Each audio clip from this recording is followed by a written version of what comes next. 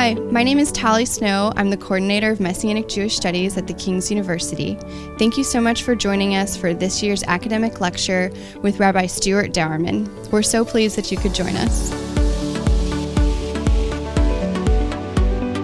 The King's University Messianic Jewish Studies program exists to train Jewish leaders in the Messianic community to be rabbis and teachers, as well as Christian leaders who are called to be bridges between the church and the Jewish people. I just recently read a great book by Scott McKnight. It's called The King Jesus Gospel. It's a very good book. Very good. But there's one thing in the book that he gets dead wrong, that he misses entirely. He talks about Jesus the King, Jesus the King, Jesus the King. However, look at the next page. Finish this sentence. Yeshua can only be the Messiah King of the nations because he is first Messiah King of who? Israel. Of Israel, of the Jews. He doesn't get this. He talks about Jesus as the King, the King, the King. He never talks about Jesus being the King of Israel.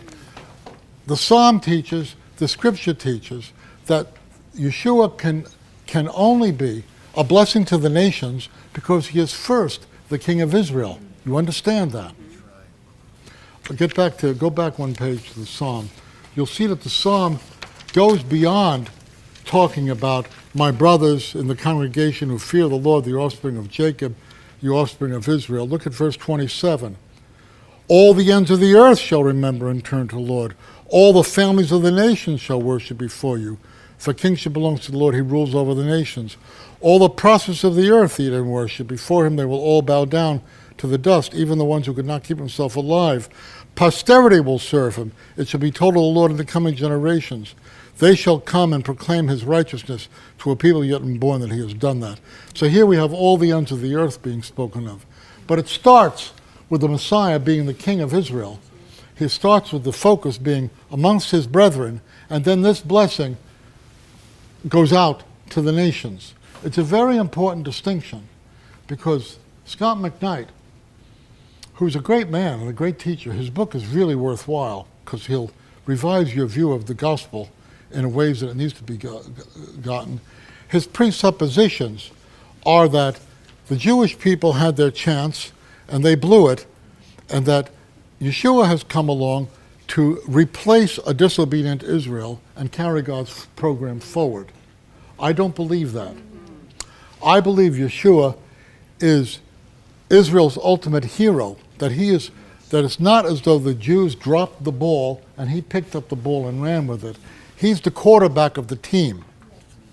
He's going to lead the team to final victory. I believe that at the end of time, that he will be proven to be Israel's ultimate hero, and only because he is that, is he the King of the nations. After all, here's the point.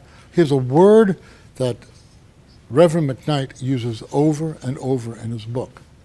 Messiah. Now, the term Messiah has a meaning. The Messiah is first the King of who?